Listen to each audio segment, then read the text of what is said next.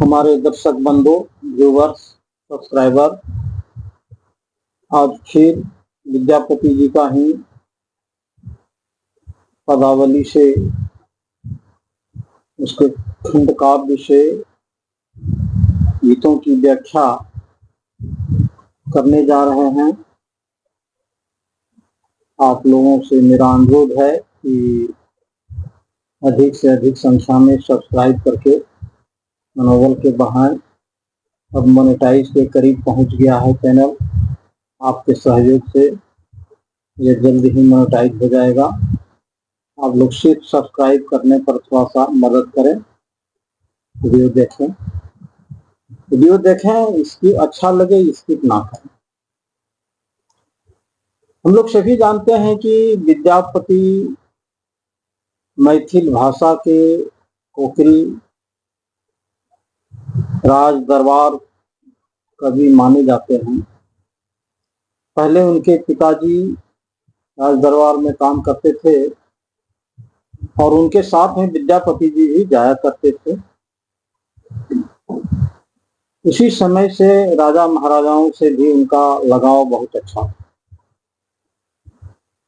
जिसे आज मैं जिस पद का व्याख्या करने जा रहा हूँ वो पद है चंदा जनी उगु आज की राती पिया के लिखव पठाव वो पाती।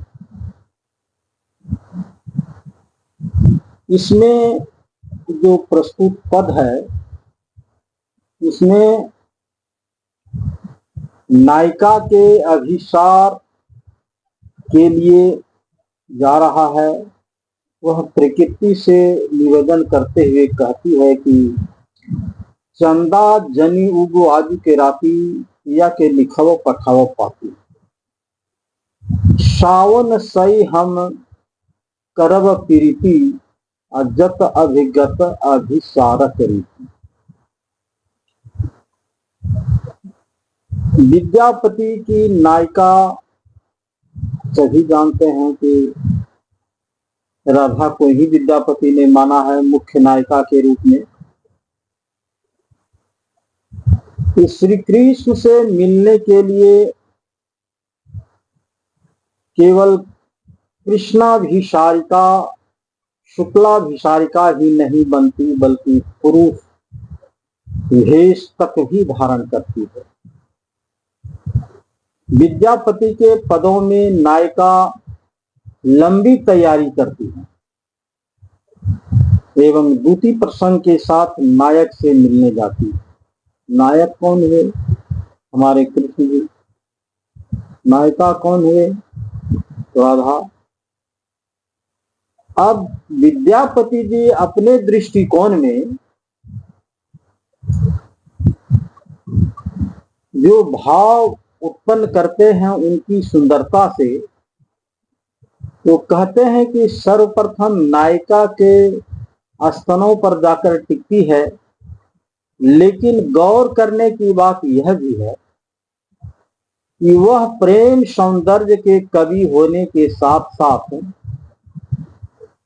अपने समय के सामंती व्यवस्था, समाज में फैली बुराइयां, विडंबनाओं आदि को बड़े ही सूक्ष्म दृष्टि से अपने पदों में चित्रित किया है, मिश्रित किया है, व्याख्या किया है, लिखा है, वर्णन किए हैं। विद्यापति सामंती समाज में पले बढ़े व्यक्ति हैं जो नारी के विचारों का वर्णन सूक्ष्मता से करने में निपुण है।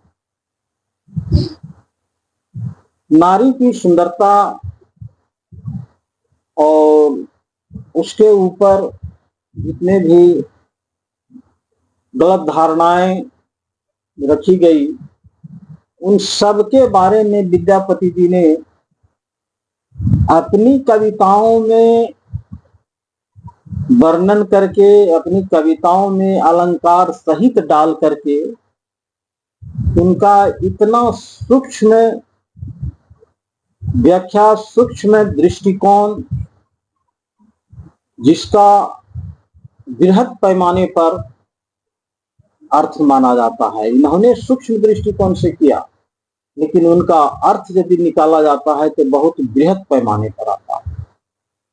यानी कहने का सेंस है कि बहुत बड़ी बड़ी लंबी घटनाओं, लंबी लंबी बातों को उन्होंने छोटी छोटी शब्दों में ही पिरो करके इस ढंग से कह डाला, समझने वाले समझते रहे। इसलिए मैथिली भाषा के कोकिल विद्यापति को माने तो जाते हैं, वे भक्ति भाव से जुड़े बहुत सारी कविताओं को लिखा, लेकिन ऐसा नहीं है कि उन्होंने श्रृंगारिक नहीं लिखा। भक्ति भाव वाला भी संगीत उन्होंने लिखा तो उसमें भी श्रृंगारिक भाव उत्पन्न होता है, और उसमें जो अलंकार का प्रयोग किया गया है वह भी श्रृंगार के रूप में है। और भले ही अर्थ उनका ईश्वर से भक्ति के रूप में लिया गया है, जन्म हवै जनु ज्यों मुनि होय, युगति भय जनमय जनु कोय, होयहु जुगति जनु होय रसवंतु, रसैव बुढ़ावे जनु होय कुलवंतु। विद्यापति समाज में व्याप्त किसी भी परंपरा का विरोध नहीं करते। वह शैव भक्त होते हुए भी राधा कृष्ण के माध्यम से मर्यादित स्त्री पुरुष को अपने काव्य का विषय बनाया। विद्यापति के सौंदर्य को बताते हुए सूर्यकांत त्रिपाठी निराला जी भी कहते हैं कि विद्यापति सौंदर्य के दृष्टा से भी जबरदस्त और सौंदर्य के तन्मय हो जाने की शक्ति भी उसमें अलौकिक। अलौकिक का मतलब एक अजीब चमत्कारिक, थोड़ा अजूबा चीज। और विद्यापति जी ने जो भी कविताएं लिखे, उन सब कविताओं को कुछ बड़े बड़े कवियों ने भी व्याख्या किया, अपने अपने ढंग से समझाने का कोशिश किया। उसमें बहुत सारे कवि लोग हैं, सूर्यकांत त्रिपाठी निराला भी हैं। इनका भाव जितना भी उत्पन्न हुआ उसमें दो तरह की बातें हमेशा आई, एक भक्ति भाव और एक श्रृंगारिक रस। यानी किसी की रूप रेखा की सौंदर्यता का वर्णन भी उन्होंने भक्ति भाव वाली कविताओं में भी किया। उन पदों की व्याख्या उस दृष्टिकोण से किया,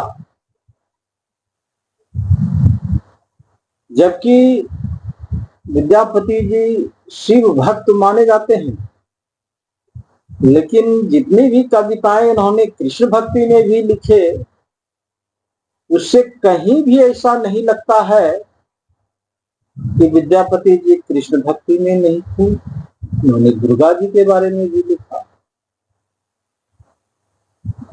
इसलिए ऐसा नहीं कहा जा सकता है कि विद्यापति जी सिर्फ शिव भक्त।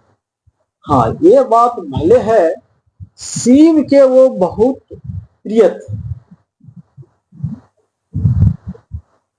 एक कविता है जो कि उगना रे मोर केते गेला है, इससे साबित करता है कि विद्यापति जी शिव के भक्त थे, और शिव जी खुश होकर के विद्यापति जी के घर में नौकर बन करके रहे, और एक शर्त के साथ कि यह पता नहीं चलना चाहिए।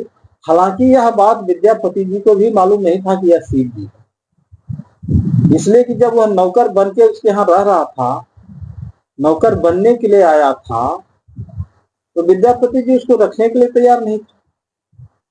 वो कहा कि मेरी इतनी औकात नहीं है कि मैं नौकर रखूं, लेकिन उन्होंने कहा कि भाई चलिए, आप हमको वेतन नहीं दीजिएगा, खाना दीजिएगा, बाकी बात सब काम आपका करेगा। तो पता जब चला तू तो राज दरबार में एक बार आमंत्रित थे, विद्यापति जी जा रहे थे तो रास्ते में उसको मरुस्थल पार करने के दरमियान प्यास लगी। इसने उगना को कहा कि भाई पानी लाओ, अब नहीं बचेंगे। विद्यापति जी, हालांकि शंकर जी बोले कि विद्यापति जी मालिक, अब गांव बहुत नजदीक है, चलिए वहीं पिएंगे। लेकिन उन्होंने कहा कि अब मैं से चला नहीं जाता, और वो बेहोश होके गिर पड़े। आखिर तब उगना शंकर जी क्या करते, एक पेड़ के आड़ में छिप करके उन्होंने अपने जटा को खोला और उसी से एक कमंडल पानी निकाल करके विद्यापति जी को ला करके पिलाया। लेकिन विद्यापति जी को आश्चर्य लग गया कि भाई ये सुनसान वीरान मरुस्थल में गंगा जल आया कहां से। उनको कुछ शक हो गया। तब उनसे पूछा, मजबूरी में उन्होंने उनको बताना पड़ा कि मैं खुद शंकर हूं, यह बात आपको किसी को नहीं कहना है, जिस दिन कह दीजिएगा उस दिन मैं चला जाऊंगा, अंतर ध्यान हो जाऊंगा। और अंत में कुछ घरेलू झगड़ा के कुछ भूल चूक के कारण से एक दिन उसके पत्नी ने उसको मारने के लिए दौड़ाया। अचानक से विद्यापति जी आ गए, कहे आप भाग्यवानी, तुम क्या कर रही हो, ये तो खुद साक्षात शंकर जी हैं। जैसे ही पता चला वो अंतर ध्यान हो गए। अब उसको खोजने में विद्यापति जी पागल हो गए। अंत में शंकर जी खुश होकर के उनके सामने आए, कहा कि विद्यापति अब मैं तुम्हारे साथ रह नहीं सकता, इसलिए जो एग्रीमेंट बना हुआ था वो टूट गया, जो हम दोनों के बीच एग्रीमेंट थी वो खत्म हो गया। अब मैं छुप करके गुप्त रूप से भले मैं आपके साथ रह सकता हूँ। और आज भी उगना महादेव मंदिर मधुबनी जिला में स्थापित है, स्थापित किया गया है। आज भी उनका बहुत महत्व है। वहां भी मेला वगैरह लगती है, लोग जाते हैं, बहुत श्रद्धा से वहां भी पूजा करते हैं। तो इस प्रकार से ऐसा नहीं कहा जा सकता है कि उनकी कहानी और उनके जीवन चर्चा से पता चलता है कि शिव भक्त थे, लेकिन कृष्ण भक्ति में भी उन्होंने कोई कोर कसर नहीं रखा था। राधा और कृष्ण का भी बहुत अच्छा वर्णन किया। या के लिखो पठाओ पाती का मतलब होता है कि या तो का अर्थ यहाँ तो कृष्ण जी से है कि वो पत्र को लिखेगा। पठाओ पाती का मतलब है कि उसको डाक में डाल करके उसको वहां पर पहुंचाएगा। और बहुत सारे संकलन विद्यापति जी के देखने के बाद ऐसा पता चलता है कि कहीं से भी ऐसा नहीं लगता कि विद्यापति जी सिर्फ शिव भक्त थे, वो कृष्ण भक्त। और उपासक के रूप में वो शिव भक्त माने जाते हैं, शिव के उपासक, लेकिन भक्ति के रूप में उन्होंने कृष्ण को भी कहीं कम नहीं किया। राधा की सौंदर्यता का वर्णन जितना अलंकारिक शब्दों में विद्यापति जी ने किया है, मुझे नहीं लगता है कि किसी ने किया है। मैंने जहां तक पढ़ा, मुझे की कोई कविताएं नहीं दिखी जो विद्यापति के जोड़ में किसी ने राधा की सुंदरता का वर्णन किया हो। हालांकि किया बहुत लोगों ने, लेकिन विद्यापति के जोड़ में किसी का नहीं माना जाता। इसलिए यह आज का जो स्पीच है कि विद्यापति जी शिव भक्त के साथ साथ कृष्ण भक्त भी थे और सामंती व्यवस्था के वो शुभ चिंतक नहीं थे। वह उनको अच्छा नहीं, वह गरीब गुरबे लोगों के भी प्रति सहानुभूति रखते। जो लोग उनको परेशान करते थे उनके प्रति इनकी नाराजगी स्पष्ट लगती थी। आज के स्पीच में मैं ज्यादा कुछ कहने नहीं जा रहा हूं। मैं इस स्पीच को आज यही खत्म करता हूं और हमारे जितने भी दर्शक बंधु, सब्सक्राइबर, व्यूअर्स हैं, थोड़ा सब्सक्राइब करने में तो मदद करें। धन्यवाद।